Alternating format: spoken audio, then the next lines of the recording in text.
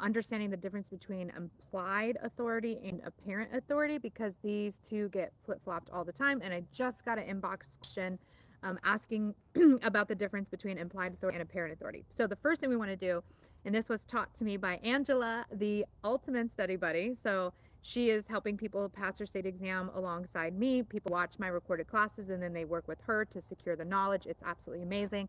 But she said, when you think about, so this topic is called agent authority. You either have implied authority, apparent, just double checking on where the pup is. You either have applied authority or as an agent, you have authority, as you have the authority to do certain things. And there are three types of authority. There is express, which is written in your contract. It is expressly written. You have that authority because it is written down. It is typed up in your contract with the insurer that you are allowed to do these things. So like, I'm allowed to do this, I'm allowed to do that, I'm allowed to do this, because oh, hello, Claire. I see that you're watching. I'm in class right now, and oh my God, we did dwelling and homeowners today. I'm so lost. I'm so glad I could help you out. So yes, I understand. I understand how these classes go. I've been doing them for years.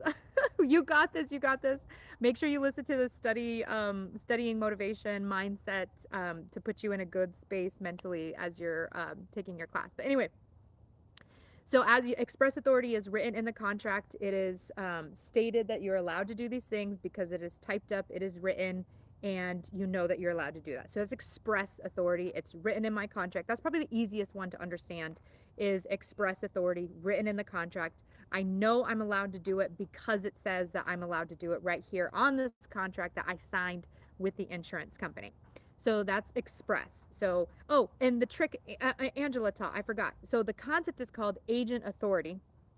And her trick is to switch the phrase and say authority of the agent. So instead of saying agent authority, you say authority of the agent. And it just kind of helps you understand that concept a little bit better. So what is the authority of the agent? Well, the first one is written. It's express. You have express authority to do certain things because it's written in your contract.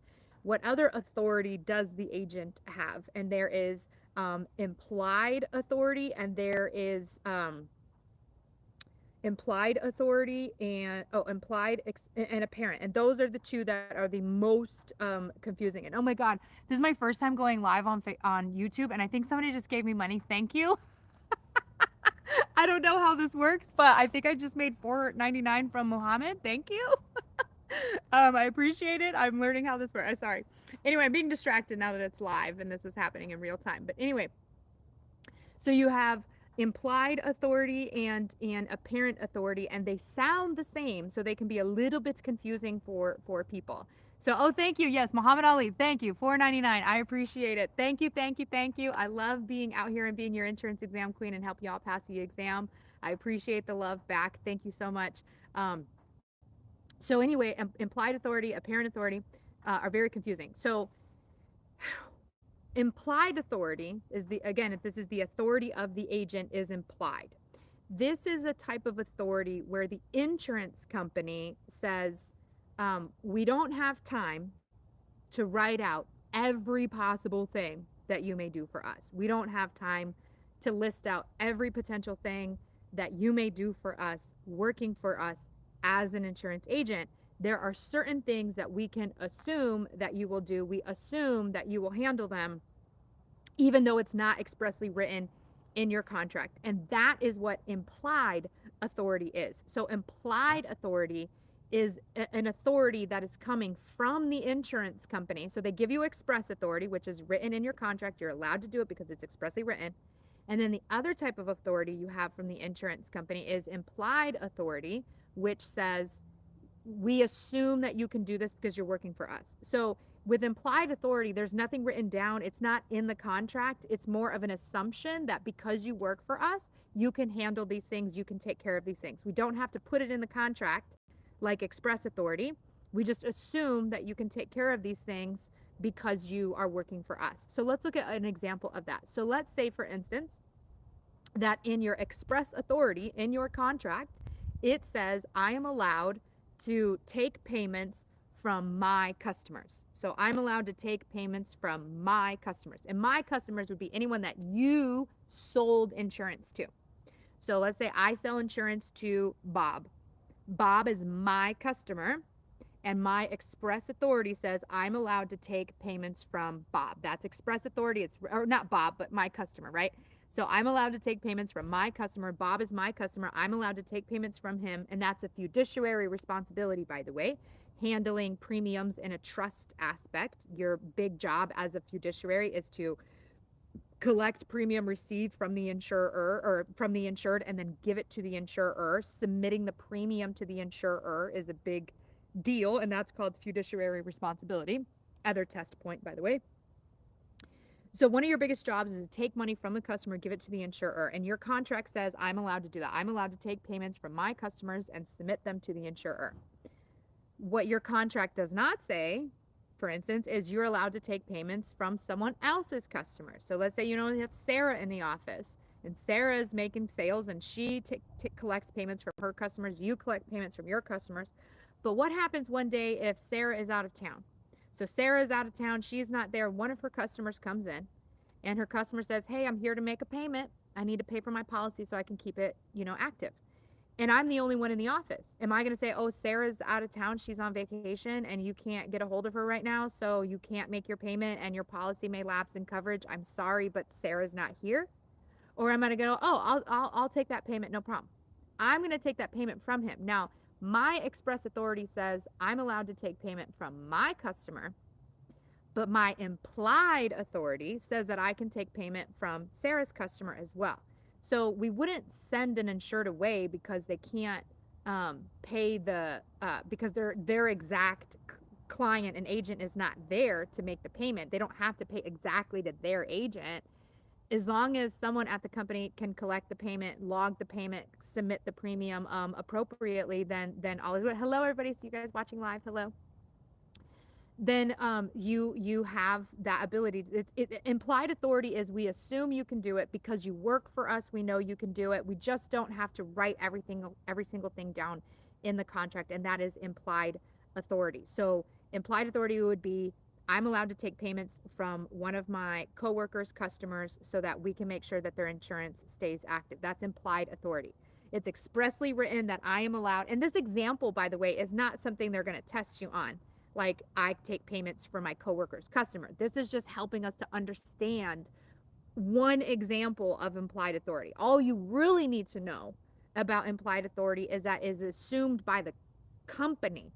The insurer assumes that you can do it. So the insurer assumes that you are allowed to do certain things for them with the implied authority. And one example would be like taking payments for your coworker's customer. So that's implied authority. The insurer says, we assume that you can do these things. It's not written in your contract, but we trust, know, and assume that you can do these things even though they're not written down. That's implied authority.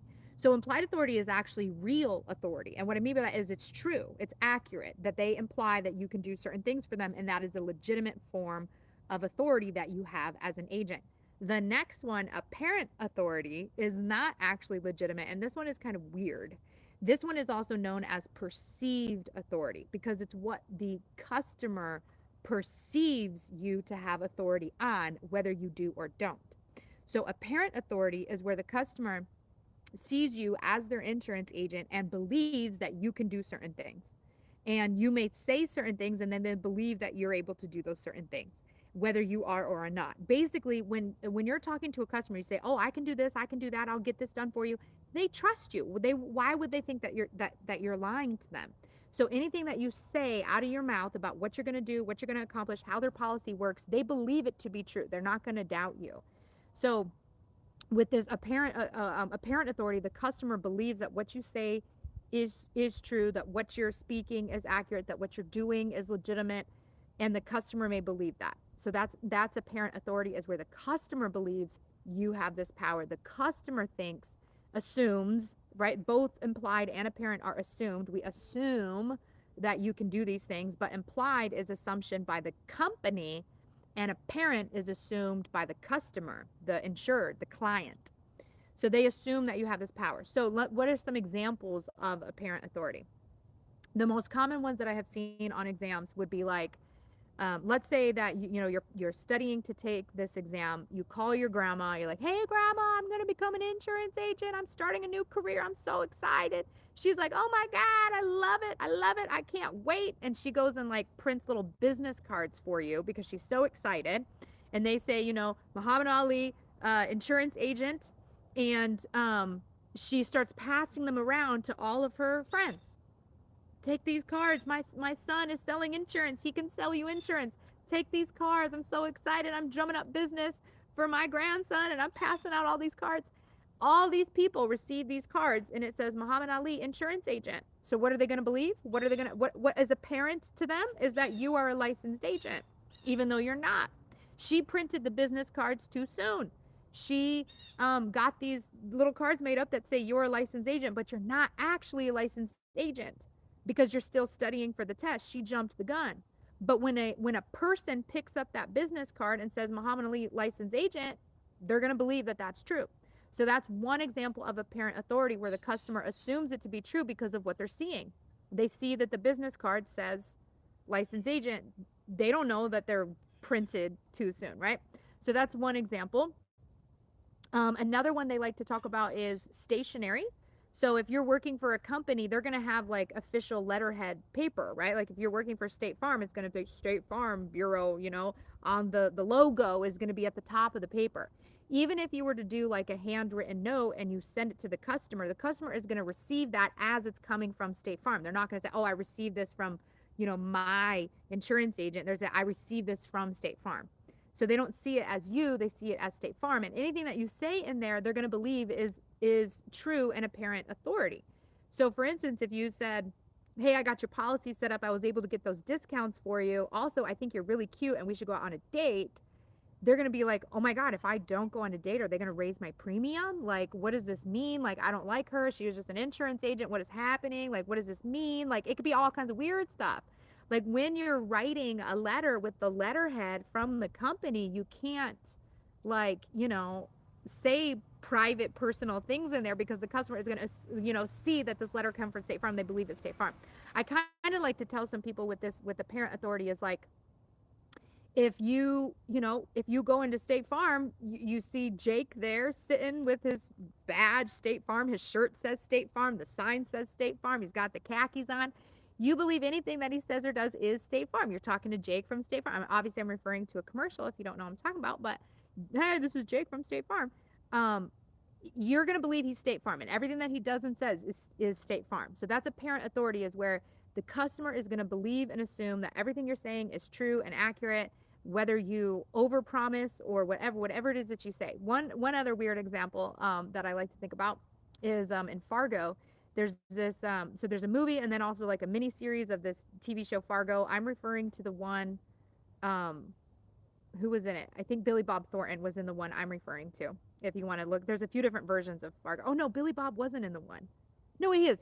Billy Bob Thornton was in the one I watched. Okay, so anyway, there's this life insurance sales agent in this movie, and he ends up in some crazy situations. And it's actually a true story, Fargo, so it's actually really interesting to watch and check out. But there's this whole life insurance component to it in the series that I watched with Billy Bob Thornton. But anyway, there's an insurance agent, and ironically, and a woman comes in, and this is like a woman that he liked back in like high school or something, but she ended up dating like the popular guy. Like the insurance agent was like the nerdy guy, and she was a popular girl, and she got with like a football star in town or whatever. Well, anyway, years later, they're married. Her husband ends up being murdered or dead, and she comes in to get her life insurance payout. So she goes to the life insurance agent, says, "My husband is dead. I want to get my life insurance payout." And he says, "Oh, I'm going to get that check for you. No problem. We're going to get that squared away." And he's saying in a way like he wants to go out with her. Like he's like, "I'm so excited you came into my office. I'm going to take care of you. I'm going to make sure you get that check and everything's going to be good. And don't you worry. I got you, little damsel in distress. I'll take care of you now that your husband's gone." Like that's the vibe that he's like giving off as he's talking to her about how he's going to get her the claims check. Everything I'm talking about actually works for all exams because we're talking about implied authority and apparent authority, which is pretty much on every exam: life, health, property, casualty. So he says, I'm going to get you this check, no problem. Well, as an agent, you don't have the authority to cut a claims check. That is never going to be something that you do. You do not collect checks for claims. You you may collect information about a claim, but you're never going to manage a claim, handle a claim, or pay out money for a claim. You may deliver a check, but someone else is going to do that on the background. You are not a claims adjuster if you are, selling insurance. So she ends up not being able to get the money because it ended up being like an insurance fraud thing or whatever. But she believed in all her heart that what he was telling her was true, that he would get her a check, that everything would be fine. That is an example of apparent authority. She believed that he had that authority to do that based on what he said, but he was basically just blowing smoke up her butt about, all of this and all of that. But she believed him. He had that authority as an agent for her to trust and believe that what he was saying is true, that he was going to get her a claims check and that everything's going to be fine and come on home to me, mama, I'm going to take care of you. That's what he was implying with this apparent authority. So again, I'm going to summarize now. I kind of gone off in a few different tangents here. I'm learning my liveness. So going live, talking about things, instead of trying to instead of doing it in like such a structured way, I'm like, let me just talk about stuff. Let's just talk about stuff. So this isn't a very structured video by any means, but we're talking about, authority of an agent. So the text is called Agent Authority, and Angela, our study buddy, says read it as authority of the agent. So the agent has 3 authorities. There's express, which is written in the contract. So this is where the insurance company says you're allowed to do this, you're allowed to do that, you're allowed to do that. That is express authority. It's written in the contract.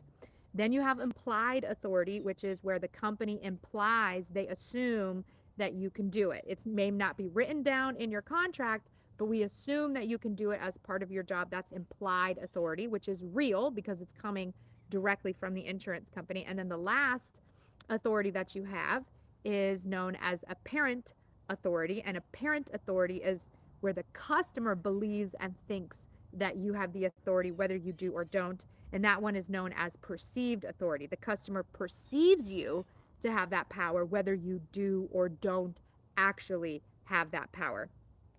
And that's apparent authority, with given the example of if you're an insurance agent and you say, I will get that claims check cut for you, the customer is going to believe you, but that is not part of your job. Like that's not something you would never do, which is why I use that example. So quick 17-minute rundown of applied versus apparent, but hopefully this, brings things for you together. Again, the key things for the exam is knowing express is written in the contract, implied is assumed by the company, assumed by the insurer, and apparent is assumed by the customer. The client perceives you to have that authority for apparent authority. So thank you all. Love you so much. Again, thank you, Muhammad Ali, for sending me the $4.99. I have never in my life received money while going live, so that was really fun.